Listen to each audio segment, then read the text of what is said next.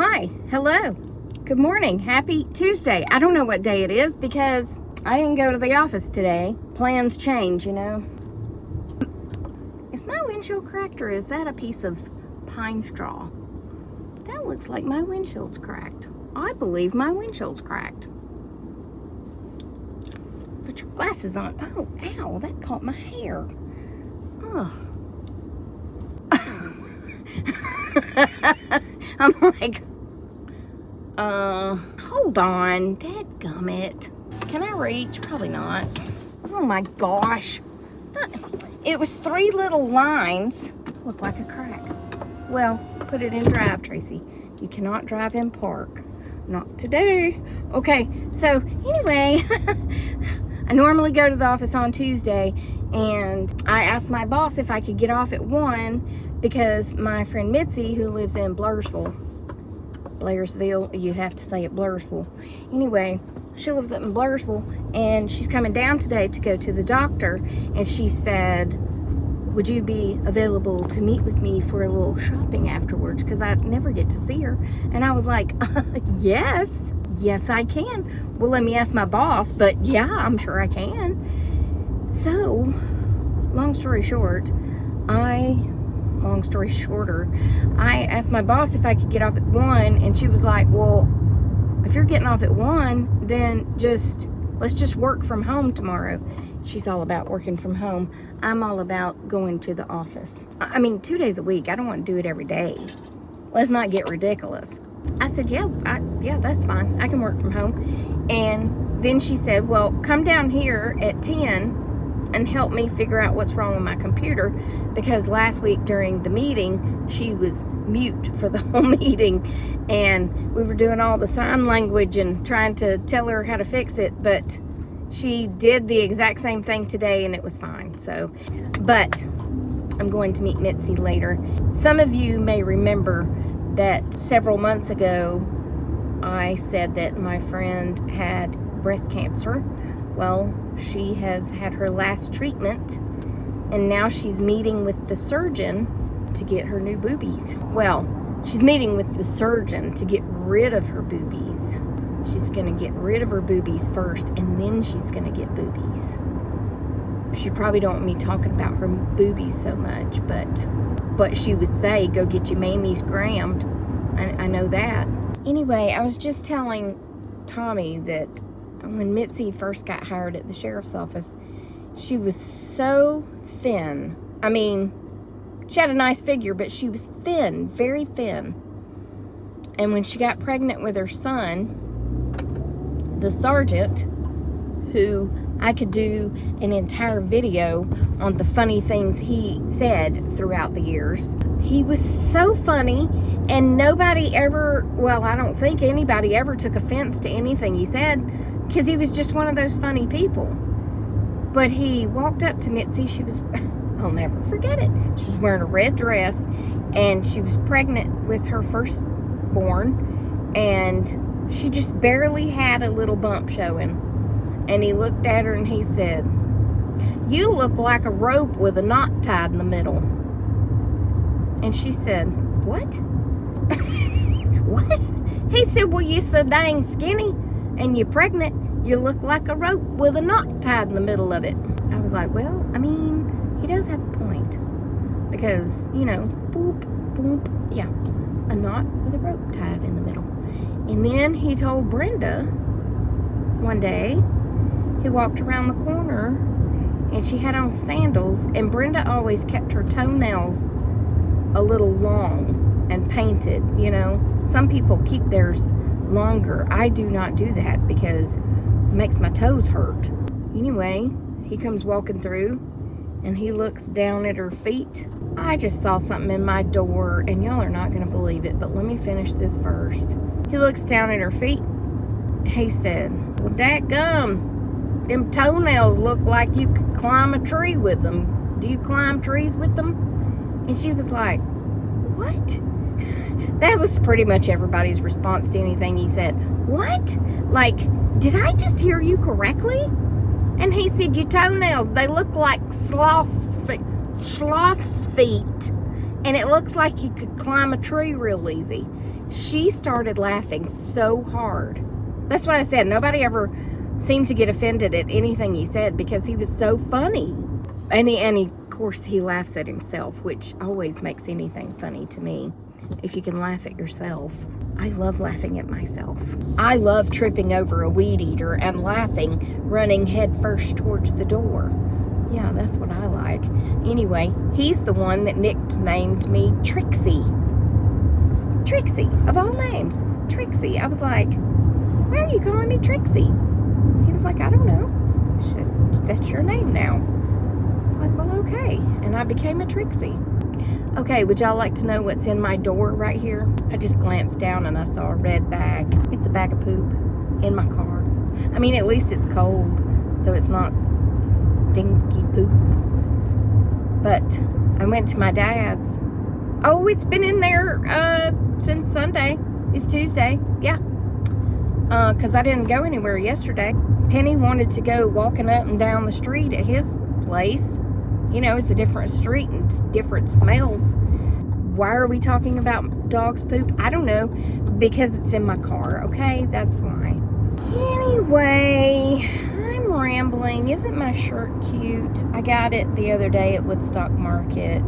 The only thing I wished is that if they had had a smaller size, because it's huge. It's seriously, it's a large, and me and everybody could fit in this shirt. But I love it. It's supposed to be made big, you know. The other color is more of a darker brown color. So, the person in the car in front of me is doing this. Do y'all hear that? Do y'all hear how hard I'm hitting my head? Well, anyway, I asked a friend of mine one time. I said, because she's African American. I said, why do some people walk around slapping their head? And she said, because they need to wash their hair. She said it's like if it's braided or something, and it'll start getting itchy, and you can't scratch it because it'll unbraid. It'll start pulling everything out. She said, so they tap their head to basically to scratch their head. And I suppose it could go for anyone who has braids or locks that, locks? No. What are they called? I can't think of what it's called. Dreads. That's what it's called. Dreads. They will pat their head instead of scratching it. So now you know. The more you know. Learn something new every day, don't you? Every day you learn something new. Quit slapping your head and just roll on up. This car's looking awfully aggressive, like he's gonna jump in front of you. I get all anxious in the lines, you know, when everybody's merging. Like, if they go ahead of me, it's going to be the end of the world. Because what am I going to do if they go ahead of me? I'm going to be like, rude. And then I'm just going to jump in line. And I'm still going to get my food. So I try not to, like, let it get really, you know, in my head and bother me and make me mad. Because these people don't want to see me mad. I turn into the Hulk when I'm mad. Not really. I'm pretty much like this when I'm mad. Actually, I get quiet when I'm mad, so y'all probably never see me mad because I'm never quiet. Not a lot makes me mad. You know, I try to think about it. Like, why are you letting this make you mad? Is this a big deal in life? You know that saying, don't sweat the small stuff and it's all small stuff? That's kind of how I look at life. Uh-oh, don't turn your light on, Tracy. And if you do get mad, well, that's okay too. Maybe you had a right to be mad. So don't be mad at yourself if you do get mad. But if you don't want to get mad, then I hate when I put my glasses on and they fog up. If you don't want to get mad, then don't get mad, okay? Just try to talk yourself through it and be like, is this really worth all this extra stress? Probably not. There you go. There's your life lesson for today. Let's see. Let's talk about Mitzi some more. The first day we met, well, it's not the first day we met, but when she was hired, she went on evening shift. But she was only there a couple of days, and then she came to day shift, and she was assigned to me. So I sit her down to train her, and I'm like, all right, so here's what you do. And I talk her through entering a warrant, right? And then we enter another warrant, and then she starts on her third warrant, and she's doing great. And I said, okay, now just keep doing what you were doing, but I got to leave and go to the doctor. And she was like, you're leaving me? I said, well, I'm going to be right back. I'll be right back. She was like, I can't believe you're leaving me. I said, I'll be right back. I promise. Anyway, when I got back, she said, well, how'd your doctor's appointment go? And I said, well, he said I had strep throat. And she said, I thought you were going for your leg. And I said, well, I did. I went for, because I had a knot that popped up on my leg. It was like a blue knot. And it was down at the bottom of my shin. And he walked in the door and he did like this and like this. He mashed on it. And he looked at me and said, when's the last time you had strep throat? And I was like, well, I mean, that's kind of personal, isn't it? I'm here for my leg. I said, well, it's been a few weeks ago.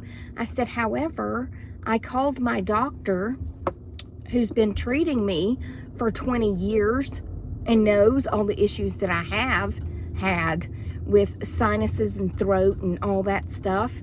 And I told him that I had strep throat.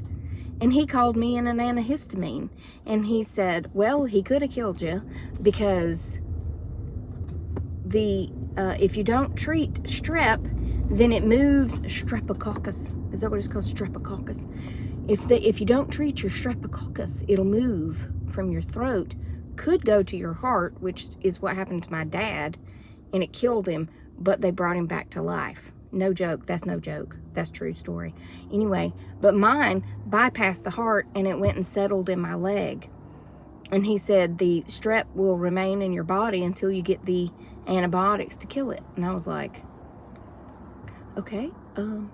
So he gave me a Z-Pack and something else and sent me on my merry way. Even though I was feeling better and my throat was better, the strep was still in my body and settled in my leg.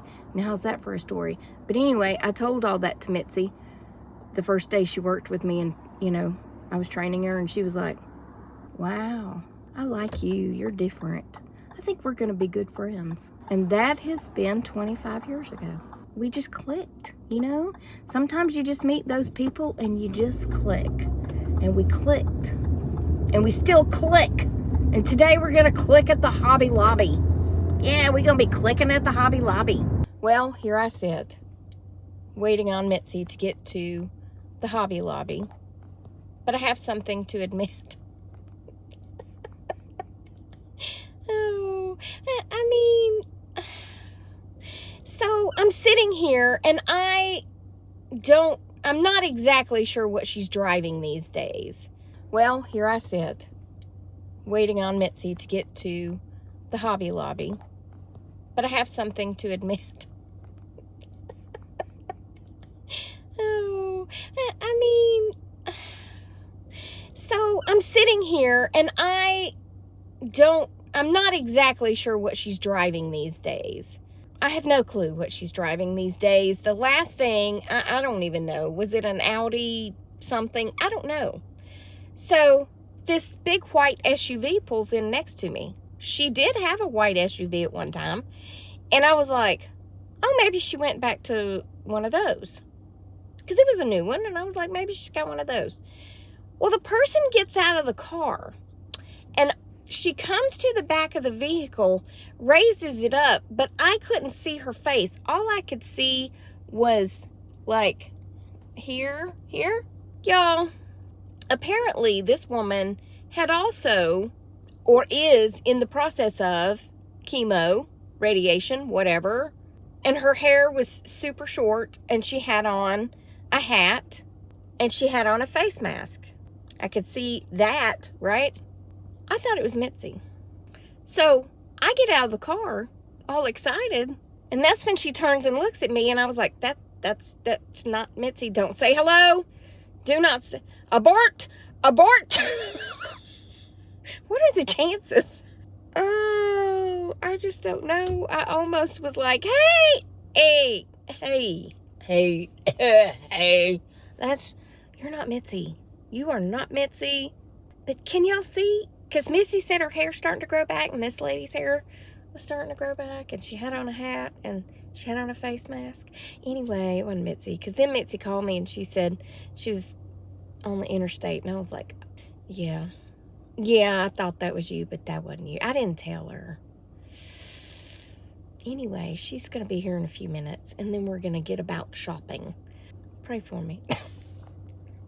Okay, I ended up telling her. I said, well, I got to be honest with you. Somebody pulled up next to me, and I thought it was you because she didn't have any hair. She had on a pink hat, but she had on a face mask.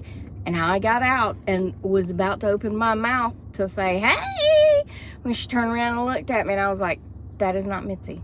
And she laughed. Now we're going to TJ Maxx, and then I have no clue. She said TJ Maxx and something else. Oh, Barnes & Noble. So, I don't know if anything besides those. She mentioned food. I had lunch, so I don't know if she's talking dinner. Well, it's 4 o'clock, so anyway, this video is going to be late, but y'all aren't seeing that it's going to be late because here I am, not through with my video. So yeah, she's sitting right next to me in her truck. Well, it's her husband's truck, and she has no clue that I'm sitting right next to her, and I'm yelling across traffic, and she's not hearing me. Probably because there's so much traffic. Anyway, she was like, why is there so much traffic? And why is everybody driving so fast? And I was like, well, welcome. Welcome to Marietta, where there's always traffic. I'll be back. By the way, neither one of us have finished a sentence yet. Which is another thing that goes back to Trisha, because Trisha said the whole time that we were neighbors, she said neither one of us ever finished a sentence. It's accurate, because we get distracted, and then the other one starts talking, and then we get distracted, and then I would be trying to finish what I started, and then we get distracted, and then she would start talking about her story again. We still have not finished our stories, but that's okay. We've still got time. It's great to be us. It's great to be us. Anyway. Oh. Okay, I'm home now. I changed clothes, cooking dinner, running late with everything and life in general. But now Joan has texted me. She wants me to come over and take pictures of Rosemary because it's her birthday. So, yeah. Anyway, I'm going to finish this off. Remember, I love you. Jesus loves you. I hope he's coming back soon. Those people will be crazy. And I will talk to you on the next Tracy Tries. Have a great rest of your day. Goodbye.